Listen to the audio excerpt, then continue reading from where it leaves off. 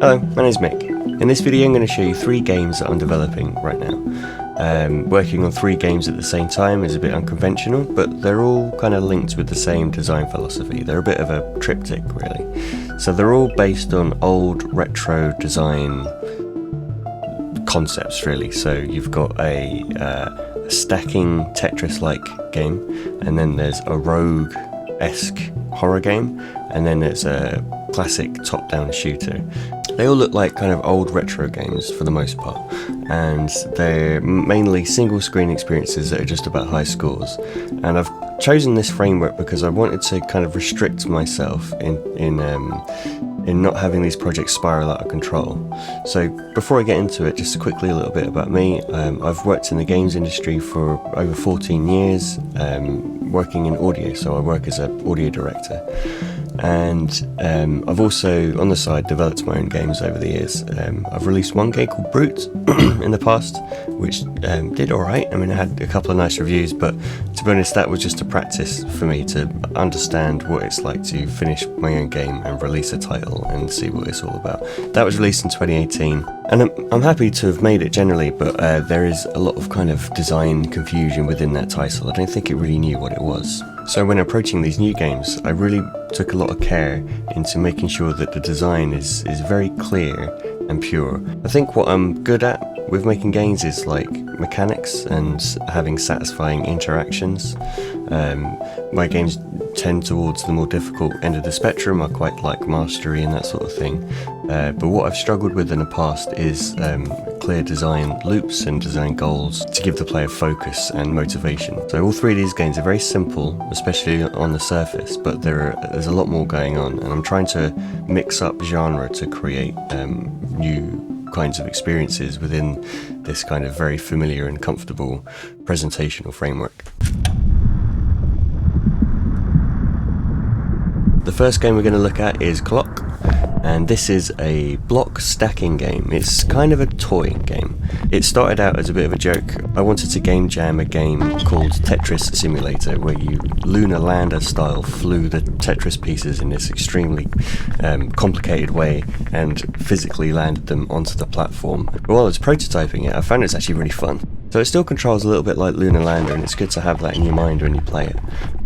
But what I found is that because there's quite a fine degree of control, you end up in this play space where it's a bit like Jenga. The blocks are falling down from the sky, much like Tetris, and you're just stacking.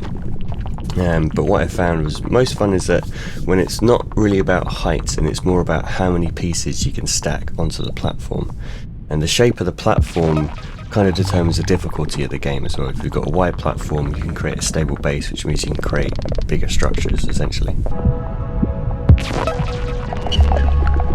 So I'm developing 3 modes with this game.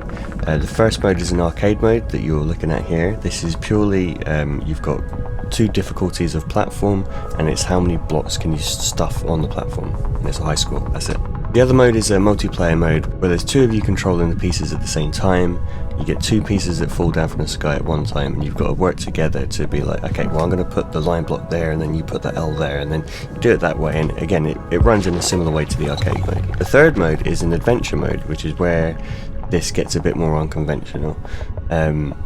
So in this mode, it's a single player thing where the idea is you've got to ascend to the very top of the play space, and you have to construct this huge tower to get there. This adventure mode is about height, but it's also about how many blocks you can fit in, because after a certain number of blocks laid down, you gain permanence, and then all the blocks on the platform become like concrete, like they can't be moved, they can't be touched. So what you're doing is you're creating new bases every, say, 30, 40 blocks. And because of this ever-changing platform that you're building on top of, I'm finding that the towers are zigzagging left and right, and you're creating these really strange structures.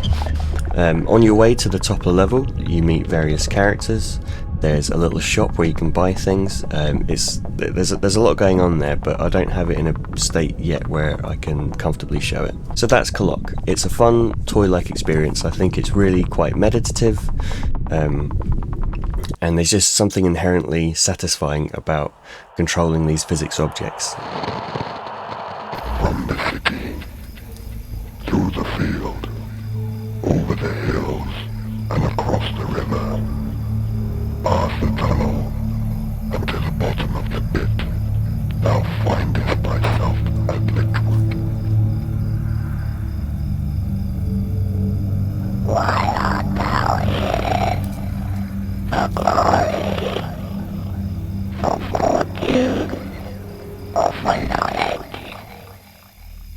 The next game is called Lwood, and this is a roguelike horror game. So you're lost in the woods, and you can't see much around you. There's a few objects, there's bushes that you have to like knife through to get past, but then there's also these like chunks of wood, and if you break the chunks of wood down, you give yourself a matchstick, and if you light a matchstick you illuminate a larger area around you. In the first instance, when you light a matchstick, it shows you where the bonfires in the level are, and if you walk up to the bonfires and strike them, then that creates a huge area of illumination, but also shows you where the exit is in the level.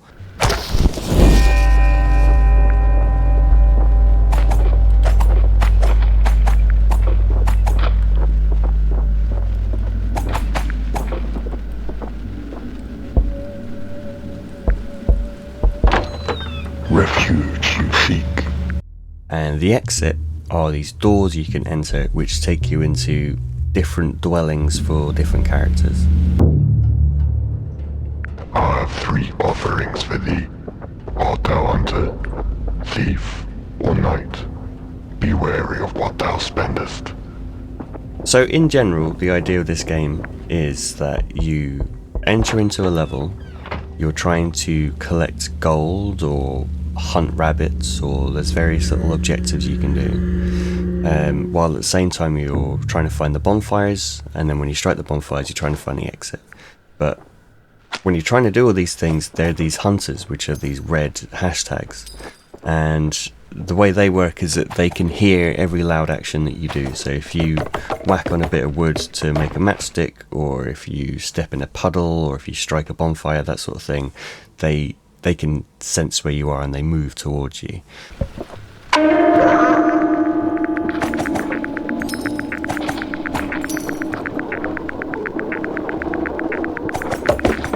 The other way they hunt you is through light. Basically, if you can see the enemy, they can see you, and they will persist and hunt you so long as they are within light. I've done a few playtests of this game, and it's quite amusing that even though it looks so basic, it does really make people jump, and there's a lot of tension and anxiety in the experience.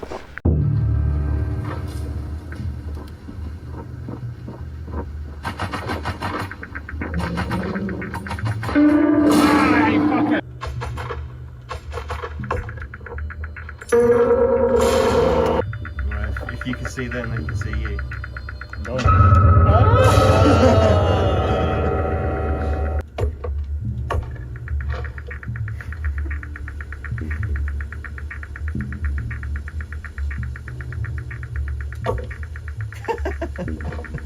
You can see it there. What do?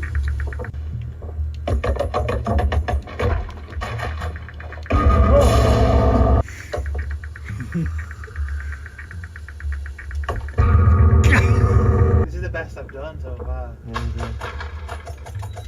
Nice. Oh! Nice.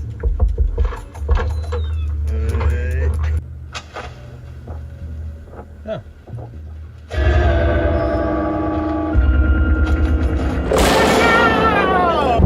Why come you to Lwood? The overall structure of the game is that you have to work with these 3 characters in order to find a way out. The character that you can see in this demo is the hermit, and the hermit lives in this little hut, and you can spend gold to buy things. And one of the main things you can buy from the hermit is a save game, so it costs 25 gold to save your game, which is an additional layer to the tension here. There's another 2 characters I don't really want to talk about yet, but you can kind of sell different things to these characters and they give you more options to play with.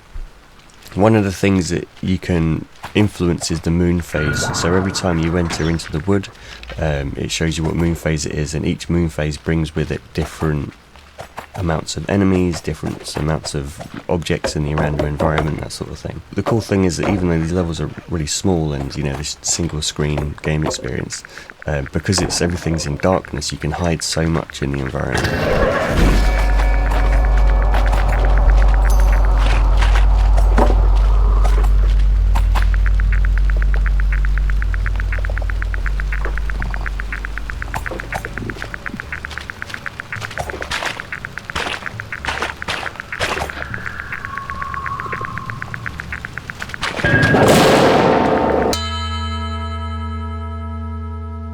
final game I'm showing today is Legatus. Legatus is a frenetic top-down shooter where you work through a bunch of levels that are like these 30-second bursts of high-energy action.